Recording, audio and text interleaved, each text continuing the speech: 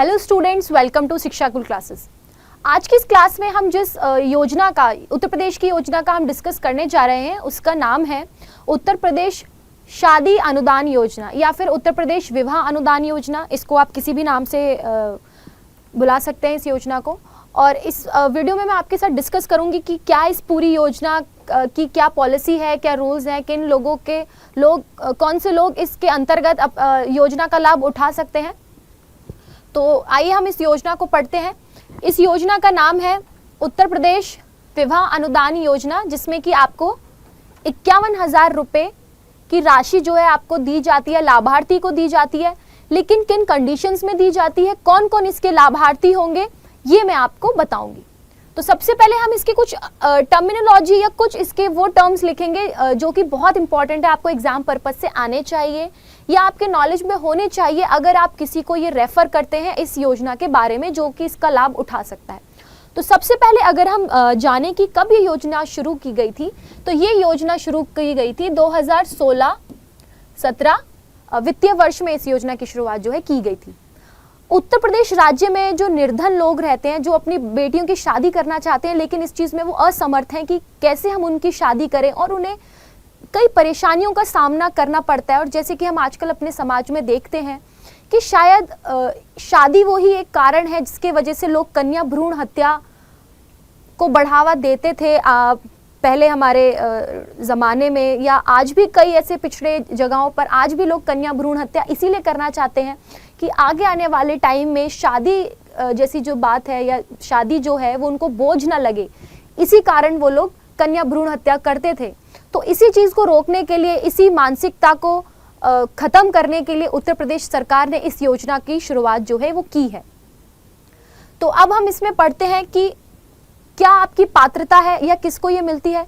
तो उत्तर प्रदेश की जो सरकार है वो आपको इन कंडीशंस पर, जब आप एक गरीबी रेखा में आते हैं, जो कि पात्रता है कि अगर आप गरीबी रेखा में आते हैं तो आपको उत्तर प्रदेश की सरकार इस योजना का जो है लाभ देती है। तो किस गरीबी रेखा का क्या माप है या क्या मान है, कितनी आपकी वार्षिक आय होनी चाहिए जब आप गरीबी रेखा के अंतर्गत आएंगे, तो वो मैं आपको बता देती हूँ। तो पात्रता के हिसाब से इसमें दो कंडीशंस हैं कि या तो आप ग्रामीण क्षेत्र के होंगे या आप शहरी क्षेत्र के होंगे। ग्रामीण और शहरी दोनों क्षेत्रों के हिसाब से अलग अलग कंडीशंस हैं। अगर आप ग्रामीण क्षेत्र में रहते हैं तो आपकी वार्षिक आय कितनी होनी चाहिए, और यदि आप शहरी क्षेत्र में रहते हैं तो आपकी कितनी होनी चाहिए। तो यदि आप ग्रामीण क्षेत्र में रहते हैं तो आपकी वार्षिक आय 40,080 रुपये से अधिक नहीं होनी चाहिए, यानी कि आपकी मैक्सिमम एनुअल इनकम जो है वो 40,080 रुपये होनी चाहिए, तभी आप इसके अंतर्गत आएंगे या फिर आप इसका लाभ उठा सकते हैं।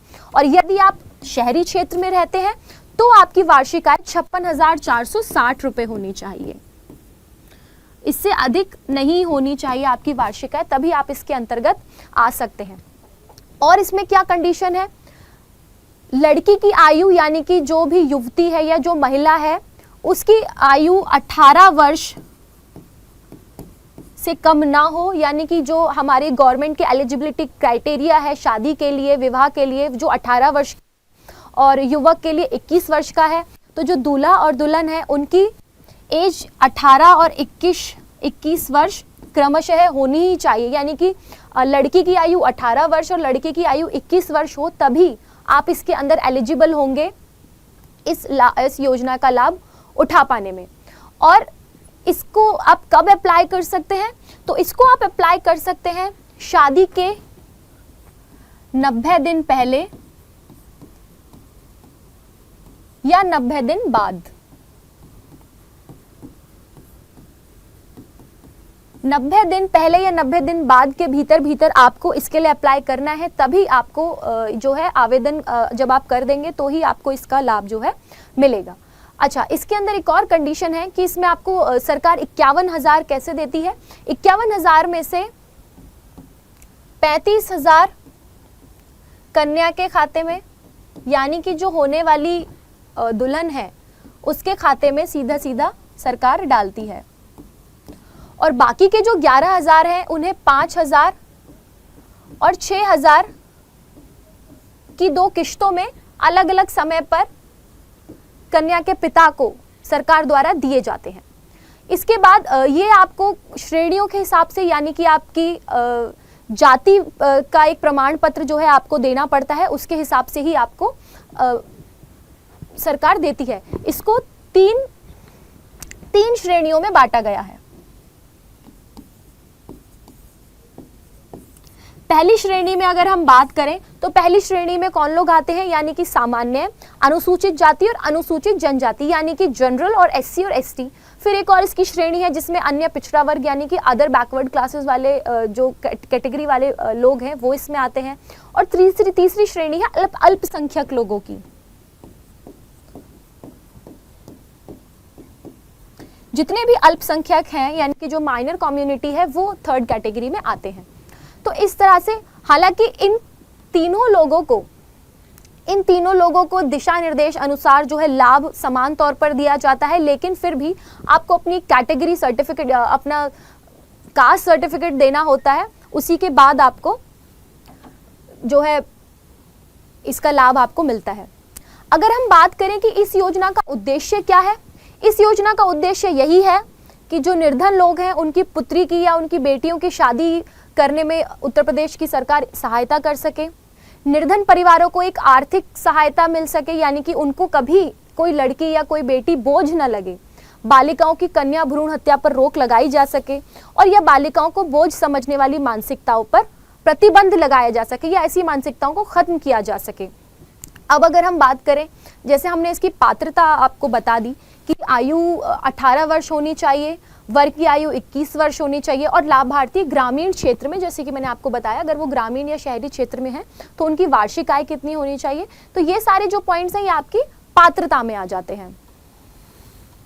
इसके बाद अगर मैं आपसे बात करूं कि आवश्यक दस्तावेज क्या क्या होंगे, तो इसके आवश्यक दस्तावेज आपको जो लगने वाले हैं इस योजना के लिए अप्लाई अगर आप करते हैं तो आपको यूपी का होना बहुत ज़रूरी है, क्योंकि उत्तर प्रदेश सरकार की योजना है, तो आपको यूपी का ही मूल निवासी होना चाहिए।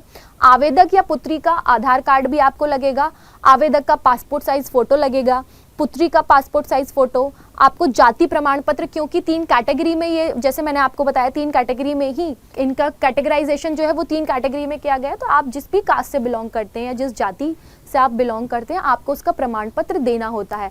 आपको अपना आय प्रमाण पत्र देना होगा, जिसको हम इंग्लिश में बोलते हैं इनकम सर्टिफिकेट। इनकम सर्टिफिकेट आपको इसलिए देना होगा बिकॉज आपको ये प्रूफ देना पड़ता है गवर्नमेंट को कि वाकई आप BPL के कैटेगरी में आते हैं, यानी कि बिलो पॉवर्टी लाइन।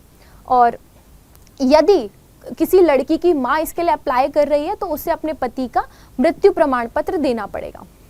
और शादी हो रही है इसलिए आपको शादी का कार्ड या कोई ऐसा प्रूफ देना पड़ेगा जिससे कि गवर्नमेंट को ये विश्वास दिलाया जा सके कि शादी हो रही है, इसीलिए आप इस लाभ का जो है आप इस लाभ के लिए आवेदन करना चाहते हैं। अगर हम बात करें कि इसकी पूरी प्रक्रिया क्या है, यानी कि हम इसके लिए अप्लाई कैसे करें, तो अगर मैं बात करूं कि इसके लिए आप अप्लाई कैसे करेंगे, तो आपको आवेदन करने के लिए आवेदक को सबसे पहले विवाह अनुदान पोर्टल पर, किस नाम से है ये पोर्टल,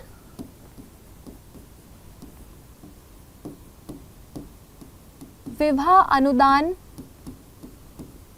पोर्टल पर जाना होगा। उसके बाद इसमें आपको अपने कैटेगरी डिसाइड करनी होगी कि आप सामान्य जाति से हैं या अनुसूचित जाति से हैं या अल्पसंख्यक हैं या अनुसूचित जनजाति है या अन्य पिछड़ा वर्ग यानी कि OBC से आप बिलोंग करते हैं। इसके बाद आपको क्या करना होगा कि आपको अपनी संबंधित जाति चुनने के बाद पंजीकरण हेतु आपका जो आवेदन पत्र है वो आपका खुल जाएगा। उसके बाद आपको आवेदन पत्र में एक विवरण आपको जो है पूरा उसमें फिल करना होगा कि आपका नाम, आपका पता, आपकी बेसिक डिटेल, आपका डेट ऑफ बर्थ, इस तरह की आपको अपनी इन्फॉर्मेशन जो है वहाँ पे सबमिट करनी होगी।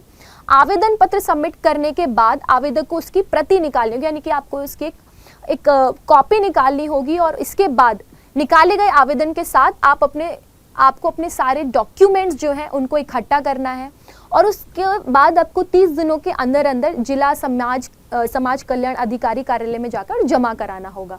फिर वहां से आपको एक रसीद दी जाती है और उस रसीद के मिलने के बाद आपका पूरा डेटा उस वेबसाइट पर आ जाता है और जिसके कुछ दिनों बाद आपको इसकी राशि यानी कि जो आपको जो लाभ मिलने वाला है इसके अंतर्गत उसकी राशि आपके अकाउंट में ट्रांसफर कर दी जाती है। तो ये पूरा एक प्रोसेस है, जैसे मैंने आपको बताया। विवाह अनुदान पोर्टल पर आप जाएंगे, उसके बाद आप अपनी जाति, आप किस जाति से बिलोंग करते हैं, जाति प्रमाण पत्र आपको देना पड़ेगा। उसके बाद आपको अपने दस्तावेज इकट्ठे करने होंगे और उसके 30 दिन के बाद आपकी 30 दिन के अंदर अंदर पूरी डिटेल जो है आपकी वेबसाइट पर आ जाती है और कुछ ही समय में वो पूरी राशि आपके अकाउंट में ट्रांसफर कर दी जाती है। तो ये पूरा प्रोसेस है इसका। तो आई होप आपको समझ आया होगा कि मैंने जिस तरह से आपको बताया कि क्या इसका पूरा प्रोसेस है, क्या पात्रता है, क्या उद्देश्य है और किस तरह से आप इसको अप्लाई कर सकते हैं, या इस तरह इससे रिलेटेड आपको कोई भी डाउट हो तो आप हमारे कमेंट सेक्शन में पूछ सकते हैं। मैं डेफिनेटली आपके डाउट्स को क्लियर करना चाहूँगी अगले वीडियो में। तब तक के लिए आप देखते रहिए शिक्षा कुल क्लासेस।